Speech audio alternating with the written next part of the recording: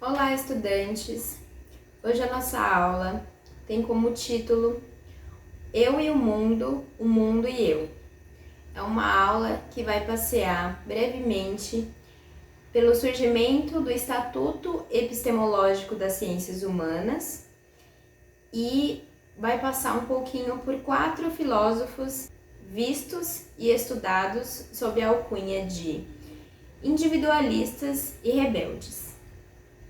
Eu e o mundo e eu, é um título que suscita a nossa relação existencial com a realidade empírica, material, a que a gente vê, a que a gente está, a que a gente vive, percebe, sente, é afetado e afeta todos os outros seres viventes.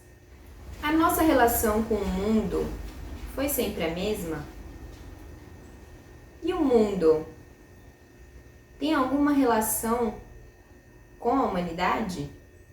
São perguntas que eu gostaria de começar a nossa aula jogando para vocês pensarem um pouquinho.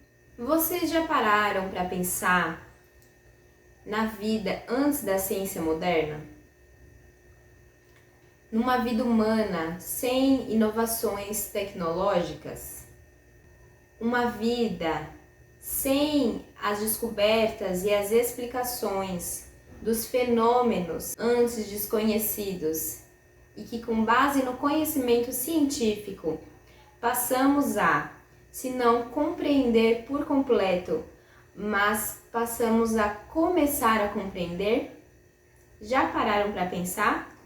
Vocês entenderam o questionamento que eu fiz? Podemos olhar aqui a nossa realidade, olhando a minha volta. Eu tenho um interruptor aqui, por onde passa uma corrente elétrica e faz com que eu tenha energia elétrica na minha casa. Faz com que à noite, quando a natureza do mundo reduz a intensidade de luz que incide sobre a porção de terra onde eu vivo, esse pequeno interruptor, essa tomada, a energia elétrica fazem com que eu consiga continuar as minhas atividades de estudo, de trabalho, de lazer, até quando eu quiser. Não tem um fim como o dia tem um fim e a noite, né? A energia elétrica está aqui ao meu alcance, ao meu prazer, ao meu poder. Eu vou lá e aperto o botão e eu ligo a luz ou desligo. Isso é ciência. Isso tem a ver com a ciência quando a gente divide as áreas do saber, por exemplo, e coloca lá que foi a física que descobriu esse feito. Ou então que de vários materiais que estão na natureza, matérias-primas como pedras, a própria madeira, os troncos das árvores, se transformam em objetos para o nosso uso. Com esses exemplos, podemos notar essa inovação tecnológica, porque até os instrumentos para se construir as coisas, eles passam por transformações que advêm dos conhecimentos científicos.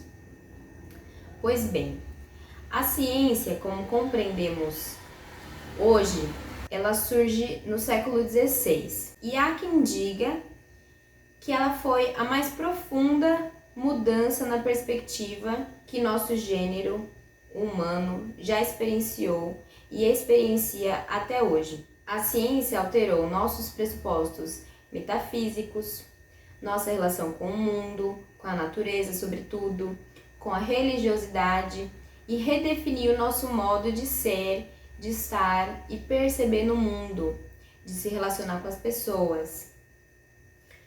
Assim como, se pararmos para pensar a história em períodos, no mundo antigo medieval, a religiosidade era a característica desses períodos, em nosso mundo moderno, essa caracterização fica a cargo, ou seja, pode ser que o que fique marcado daqui por diante, já tendo tido toda essa história de grande marco da ciência até hoje, é a criação das chamadas ciências empíricas. A ciência moderna configurou um modo de atuar no mundo de tal modo que se fez modelo, ou seja, toda e qualquer ciência que viesse depois, para ser boa, para ser confiável, para ser aplicável, para ser divulgada, promovida, incentivada, reconhecida, teria de copiar essa primeira ciência. Assim como antes da demarcação do surgimento da ciência do século XVI, já existiam pessoas no mundo que poderiam ser chamadas de cientistas, filósofos, pensadores e pensadoras, engenheiros e todo tipo de ofício e atividade intelectual e laboral já existia, mas muitas dessas pessoas e histórias, a história acaba matando, né? De alguma forma, simbolicamente, mas materialmente também. Que outras ciências são essas que eu falei? O século XVI foi um período de muitas transformações sociais e políticas, e no continente europeu houve essa passagem de uma sociedade aristocrática, rural e lenta para uma sociedade burguesa, dinâmica e urbana.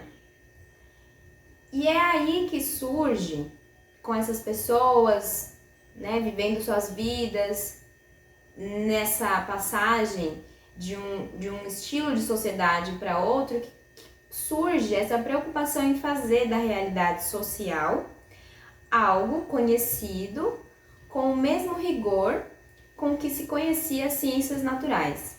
As ciências naturais haviam se emancipado há pouco tempo da filosofia.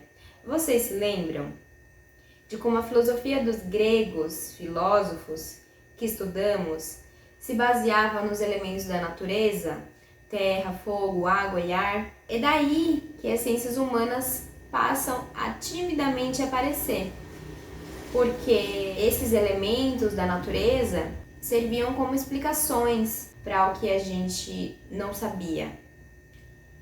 Então, por isso que se fala bastante da mitologia, das mitologias e do significado humano que essas mitologias tinham, no sentido de explicar a vida, de alcançar a experiência humana na Terra e satisfazer as pessoas, satisfazer a sede por conhecimento das pessoas, satisfazer as inquietações das pessoas. Porque a gente pode se perguntar agora, qual o objetivo do conhecimento humano? Ter uma função prática, facilitar e melhorar nossa vida, como o exemplo da luz que eu dei, compreender todos os fenômenos da natureza e os fenômenos da sociedade, que são esses também, os quais eu falei há pouco, da história, né? Revoluções que acontecem na história e mudam depois todo o curso que vem a seguir. O conhecimento humano tem como objetivo compreender tudo isso, tem como objetivo criar leis gerais que deem conta de todas as coisas do mundo. Existe diferença entre o ser social, eu quando estou entre as pessoas, seja numa dinâmica mais urbana, numa dinâmica mais rural, e o ser natural.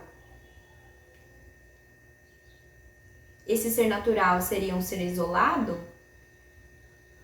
Ou ele seria um ser, o estado de natureza sem ainda interagir com essas pessoas?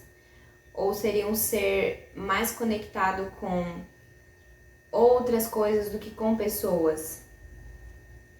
Isso tudo eu jogo para vocês, não pretendo responder aqui. Quem é o sujeito e quem é o objeto nas ciências exatas, como a física, a química, a matemática e outras? Nas ciências naturais, biologia e nas ciências humanas, quem é esse sujeito e quem é esse objeto? Parece haver nas ciências humanas uma incompatibilidade, isto é, não encaixa com a exigência positivista da neutralidade científica, por exemplo. Quando eu vou fazer uma pesquisa, eu consigo, enquanto cientista, ser completamente neutra nessa minha pesquisa. Eu não vou colocar nela o que eu penso, o que eu acho, o que eu julgo, o que eu imagino. Eu vou colocar lá só o que eu observei, o que eu constatei nos meus cálculos, nas minhas análises empíricas, nas minhas observações. Eu vou apenas descrever. Seria isso? Vocês acham que é possível a gente pesquisar sobre algo e não deixar um pouquinho de nós nessa pesquisa? Tem uma grande frase, na verdade, que fala assim: não vemos o mundo como ele é, vemos o mundo como nós somos. Muitas dessas frases, que às vezes podemos considerar clichê, possuem ali um fundinho de inquietação original, sabe? Do tipo, vale a pena olhar um pouquinho e realmente perseguir ali alguma resposta, alguma questão que aquela pergunta suscitou, seja você tenha passado isso na sua vida ou não. Essas ciências que eu falei, a ciência moderna, a ciência exata, vinha com essa carga do positivismo. E nas ciências humanas, as ciências empíricas que estariam nascendo, não cabe. O que indicaria um método próprio de análise, de compreensão, de elaboração, de teorização, de praxis, de práticas do conhecimento científico das humanidades. Isto é, um método próprio. Pois a verdade objetiva é impossível quando os princípios, ou seja, de onde se parte, de onde eu parto da minha pesquisa, que eu coloco lá todos os conceitos, eu parto daqui. Quando esses conceitos, esses lugares de onde eu parto para pesquisar são meus valores, minhas crenças, meus preconceitos, tudo isso é subjetivo. Se eu parto da minha subjetividade, que é algo que eu não consigo apartar, porque está em mim, e mesmo num trabalho intelectual, tem sempre aquela voz, nossa voz, falando o que a gente pensa a respeito daquilo. Para que também, desse modo, se configure uma conversa com o nosso objeto de pesquisa e com a gente mesmo. Nós vamos produzir verdades parciais, limitadas e passíveis de serem contestadas. É aí que entra o Estatuto Científico das Humanidades, para oficializar e, de certo modo, incentivar e orientar os estudos, frisando a distinção entre opinião e conhecimento. E aí, se a gente for trazer em outros termos, opinião é a doxa e o conhecimento é a episteme, para a filosofia, por exemplo. Vocês imaginem aí, naquele momento, muitas transformações, muitas revoluções acontecendo, as pessoas vivendo aquilo, vendo suas crenças serem destruídas pela ciência, por exemplo, e as pessoas tinham sua própria opinião. A gente tem nossas opiniões, mas a minha opinião é um conhecimento científico? A sua opinião é um conhecimento científico? Sim, não e por quê? O que eu preciso para que a minha opinião seja aceita, seja embasada, seja propagada, seja acreditada como um conhecimento científico.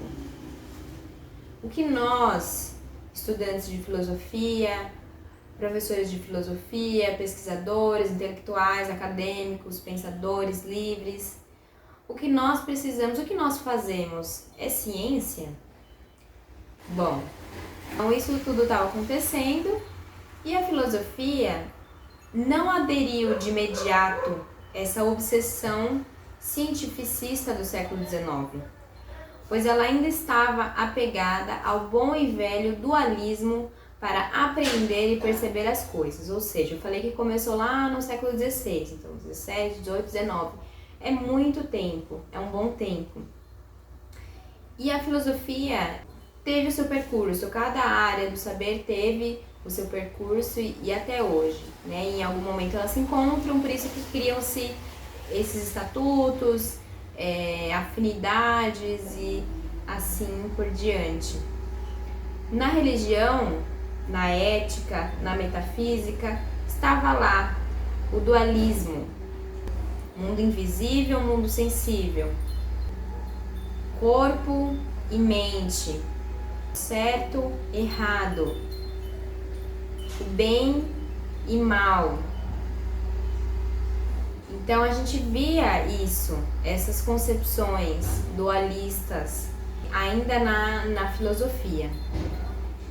No entanto, houve algumas correntes filosóficas que se deixaram afetar, que foram afetadas por esse contexto de transformação transfronteiriça, porque é como as coisas acontecem nos territórios, né? Tem muito jogo político para que os conhecimentos sejam divulgados em certos lugares do mundo, em certos lugares tem coisas que não chegam, né? Então a filosofia acontecia de diferentes formas nos territórios, mas começava a surgir algumas correntes que prevaleciam uma perspectiva raciológica em oposição a esse dualista.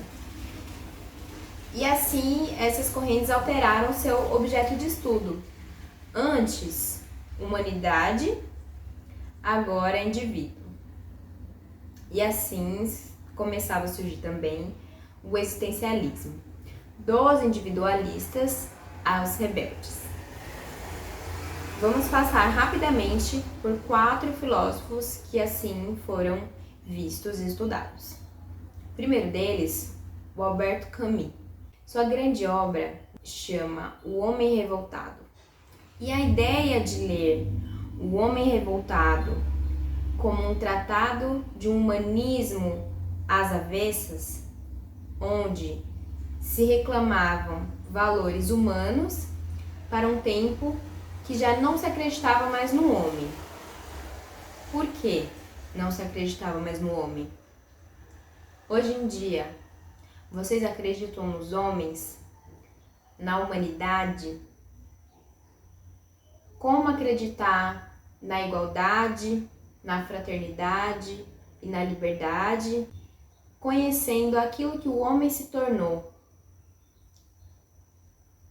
Como fundamentar a revolta, que é o que une os homens também, né? Sem consentir com o terror que a revolta causa, que a revolta gera, interna e externamente. É preciso pensar na revolta e reavaliar seus valores, apontando quais foram os excessos cometidos em seu nome. Quais foram os excessos que os homens cometeram porque estavam revoltados? E antes, temos motivos para estarmos revoltados com o mundo, com os outros homens? Mais uma vez, deixo as perguntas para vocês. Como eu vinha falando dessa transformação da ciência, né, eu falei ali que a ciência alterou nossos pressupostos metafísicos. Albert Camus traz isso. Ele fala sobre essa revolta metafísica, né? Então, aqueles e aquelas que perceberam a morte de Deus e recusaram a vida piedosa. Ou seja, aqui estamos tratando de temas da religiosidade, de fé, né? De metafísica, do sobrenatural, do divino, do sagrado, do profano, tudo isso. Ao falar de Deus, não intenta-se ofender um ou outro, mas intenta-se atingir aquela imparcialidade científica, talvez, revoltando-se com a condição de criatura abandonada pelo Criador. Cada um de nós acha sua maneira de viver o que na filosofia talvez vocês escutem bastante falar, que é um conceito chamado niilismo. Então, diante de tantas revoluções, brigas, desafios existenciais, diante de tanta tristeza, dor, sofrimento, luta, de tanta revolta mesmo, cada um de nós acha a sua maneira de viver, a sua própria negação de tudo isso. Eu não quero mais isso, nós não queremos mais isso, nós queremos outras coisas. O que nós queremos? Niilismo enquanto negação, também enquanto afirmação da vida. Então é por buscar outros caminhos que nós negamos e desacreditamos e recusamos, nos sentimos abandonados por Deus, ou simplesmente dizemos: Deus está morto. A ideia de Deus está morta, não cabe mais para o meu pensar, para o meu existir neste mundo. Outra revolta que Camus traz, a revolta histórica. Pensadores que influenciaram essas últimas revoluções, submetendo a revolta à história, apelando às grandes massas em nome de um ideal comum. Ou seja, revoltas que sempre são sangrentas, como eu falava do terror. A revolta faz parte da história e aí se movimenta através do poder essas massas para que se atinja um determinado objetivo. Será que é justo isso, que é correto, que é assim mesmo? E por último, uma revolta artística, que em todo tempo há quem seja e faça arte, não é mesmo? De várias formas, com várias linguagens, de vários estilos, por várias razões. Então, os gênios, né, que diante desse mundo, mais uma vez trazendo aqui o mundo, os gênios que refazem o mundo por sua conta, dando a revolta ao traço que lhe falta, o da criação. Através da minha revolta eu crio. Possa ser que eu destrua primeiro, mas depois eu crio. A arte é um belo uso das medidas e das proporções, e por isso também tem o que ensinar a revolta. A contradição é a seguinte: o homem recusa o mundo como ele é, sem desejar fugir dele. Outro filósofo que vale a pena mencionar é o Søren Kierkegaard. Tratava dos temas da razão, da fé, das angústias humanas. Então também esteve inserido ali nesse contexto de ver seu fundamento de mundo desabar. E dali ele ter que reerguer. Era um filósofo que acreditava em Deus, e dele, para vocês, eu leio: o que eu realmente preciso é ter clareza sobre o que devo fazer. e não o que eu preciso saber, a não ser na medida em que o conhecimento deva preceder cada ato. O que importa é encontrar um propósito para ver o que realmente é que Deus quer que eu faça. O mais importante é encontrar uma verdade que é verdade para mim. Encontrar a ideia pela qual estou disposto a viver e morrer. Vocês imaginem aí, né, como eu tentei desenhar para vocês esse contexto. Eram muitas angústias humanas, sem explicação. Faz parte, hoje em dia também temos as mesmas, outras, velhas e novas. Faz parte.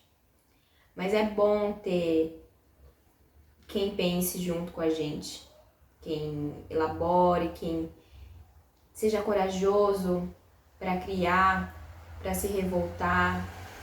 Outro filósofo na mesma linha do existencialismo, só que ateu, né, não acreditava na existência de Deus, foi Jean-Paul Sartre. Dele temos algumas frases muito importantes e marcantes, além de toda uma filosofia existencialista muito bem elaborada, com várias terminologias, enfim. Dele a gente pode dizer: nunca se é homem enquanto se não encontra alguma coisa pela qual não estaria disposto a morrer. Nasci para satisfazer a grande necessidade que tinha de mim mesmo. Um amor, uma carreira, uma revolução. Outras tantas coisas que se começam sem saber como acabarão. Bom, o último filósofo da aula, passei bem brevemente mesmo, vocês depois vão atrás, procurem, caso tenham gostado do tema, vocês vão encontrar vasto material disponível na internet. O último é Michel Foucault, um pouco já mais próximo da contemporaneidade.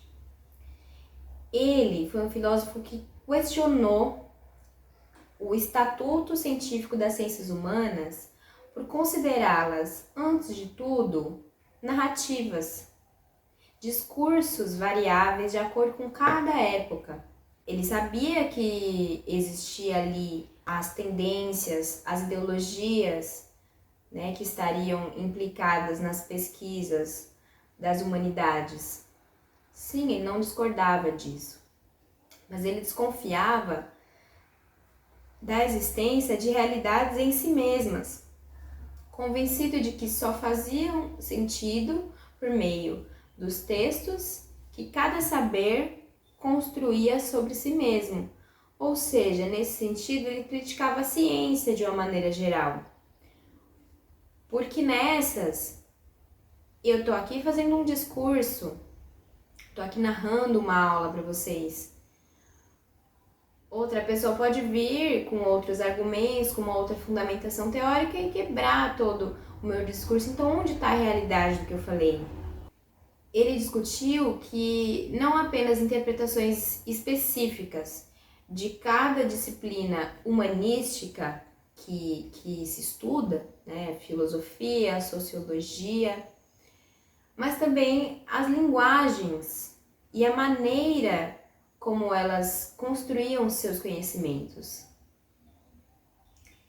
Não tem como falar em verdades objetivas. Não passam de narrativas para Michel Foucault.